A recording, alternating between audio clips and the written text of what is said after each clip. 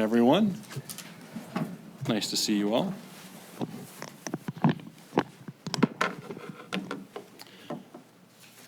Since day one, our government has been steadfast in our commitment to mental health and addiction recovery. Through the Alberta Recovery Model, we have worked hard to transform the way we approach mental health and addiction care. We've increased treatment capacity by more than 55%, expanded access to innovative services such as the Virtual Opioid Dependency Program, and introduced world-class recovery communities all across this province. We've also worked to make sure the mental health and addiction services provided in our province are safe and are of a high standard. And we are the first in Canada to have licensed consumption site services and psychedelic drug treatment services.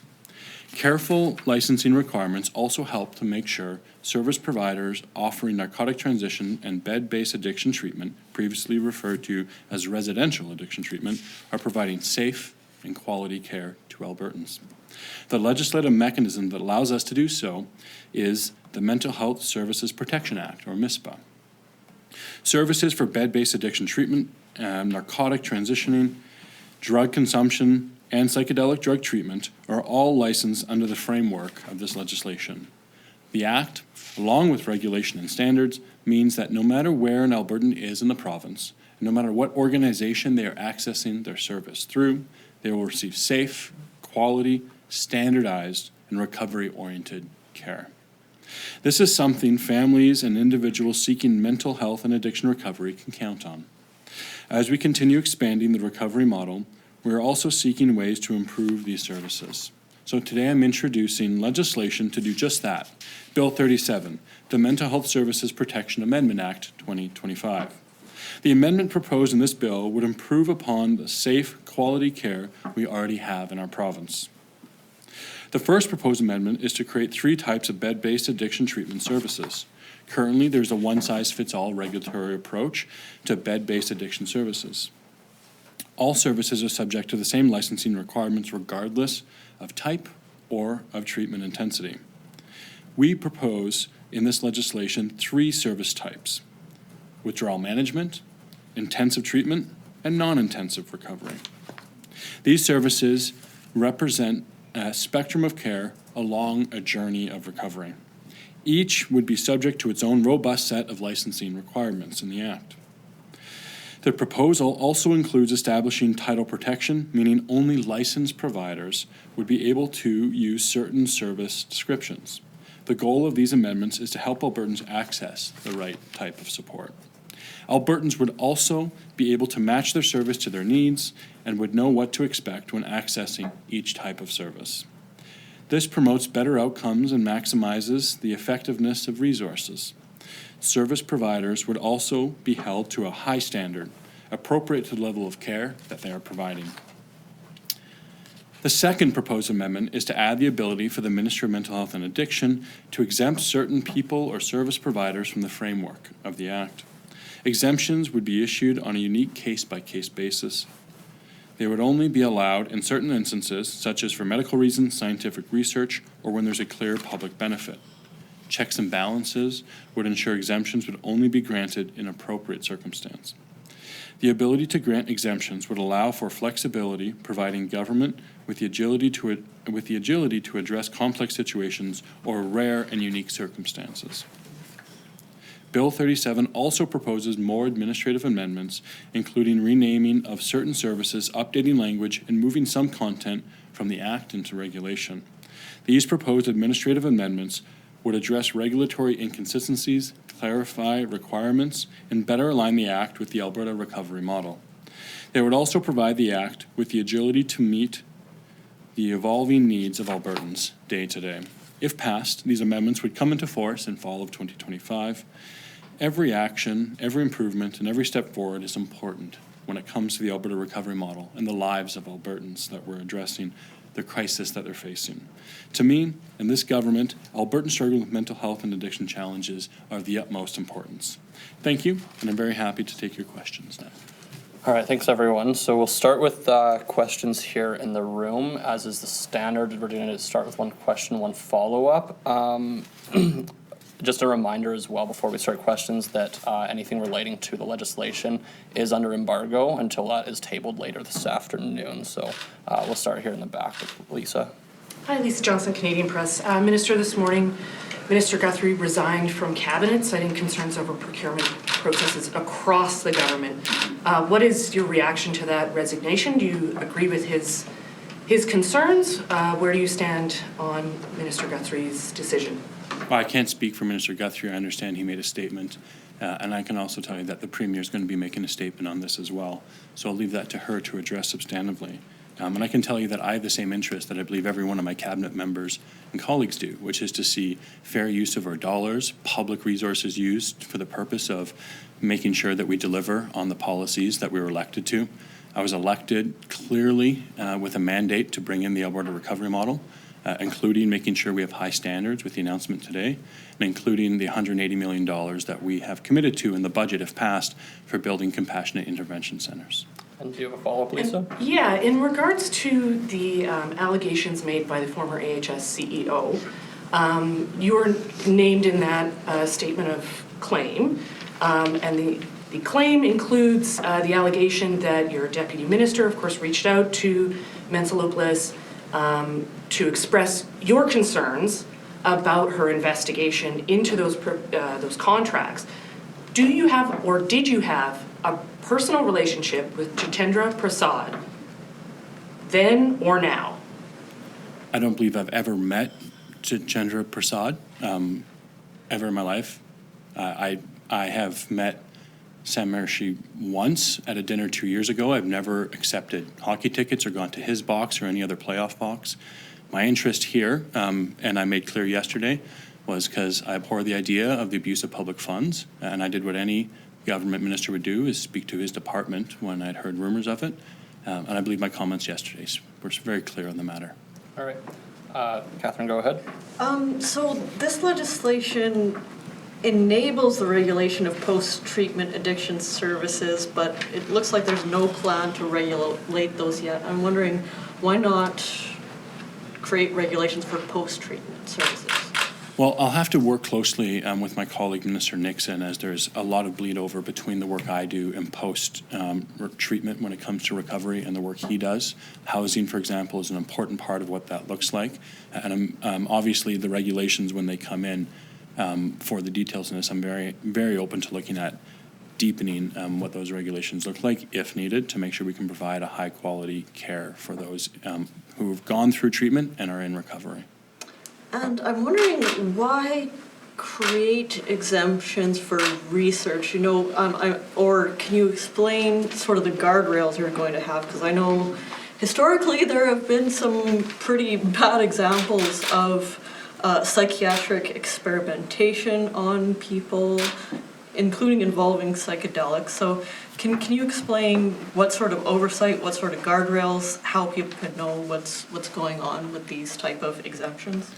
Right. So a good question, a fair question. Exemptions like this are not uncommon in legislation across Canadian jurisdictions at all levels of government. It strengthens the bill so that it has flexibility and it can meet the demands, perhaps in a remote or rural community, perhaps in an Indigenous or a different cultural setting, or as you mentioned, for scientific research. I'm very cautious when it comes to being the first in for scientific research. I think that we're the first to regulate psychedelics on purpose because we want to make sure we're protecting Albertans. But I'll say that when it comes to protections around those potential research projects, they require ethics approval at the institutions that are incredibly strenuous, aside from anything we would have from an exemption. Those ethics approvals, I think, I'm very glad we have as a part of the research standard in our research universities in Canada and in the whole Western world. So that is the primary recourse you have to make sure there aren't individual abuses in sort of nefarious attempts to do research, as you pointed out in the past. Right.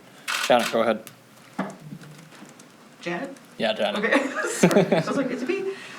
Minister Williams, in his public-facing letter, Mr. Guthrie said this morning that he had proposed some kind of committee in government to make sure that procurement and purchasing was above board. But he said his cabinet colleagues did not seem to be on board with this. Where would you stand on this? Would you support the idea of some kind of oversight committee to make sure that all contracting outside this government for large amounts is fair and in the public interest? I haven't read that letter, so I can't speak to it substantively, unfortunately. Do you have a follow-up, Janet? Yes, so I actually wanted to know about the contracting within your department. I mean, there's been a lot of contracting out since 2019, particularly under the former Chief of Staff, Marshall Smith. I'm wondering, how closely have you looked, once this came to your attention that there was suggestions of wrongdoing, how closely have you looked back to 2019 at all the contracts that your ministry has awarded to all of these different vendors to see if in fact proper procedures were followed and it was fair and in the public interest?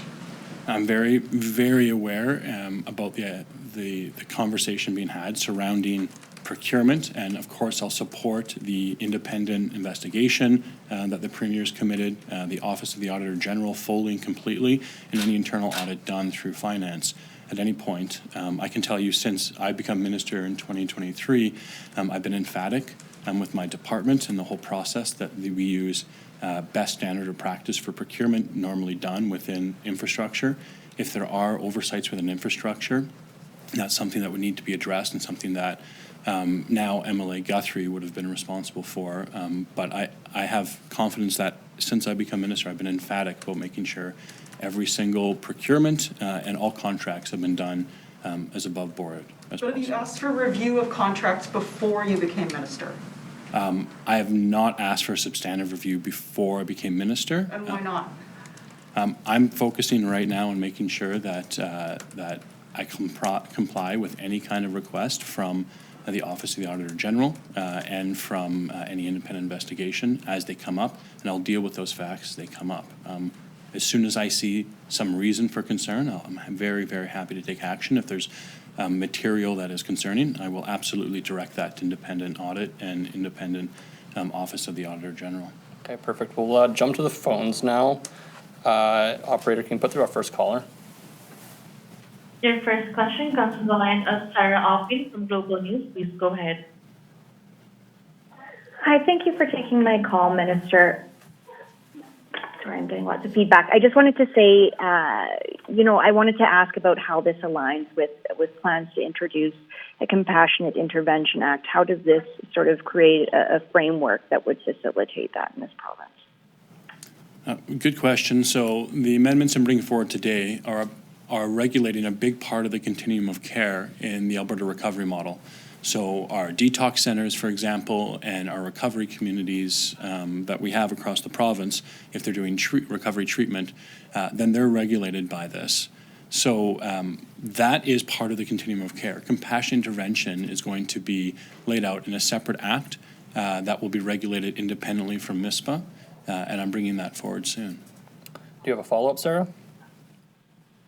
Yeah, I'm curious about how this is going to be impacting perhaps unlicensed facilities around the province. Is that of concern in your ministry right now to make sure that, Albertans are receiving standardized care when they're looking for options in their recovery process?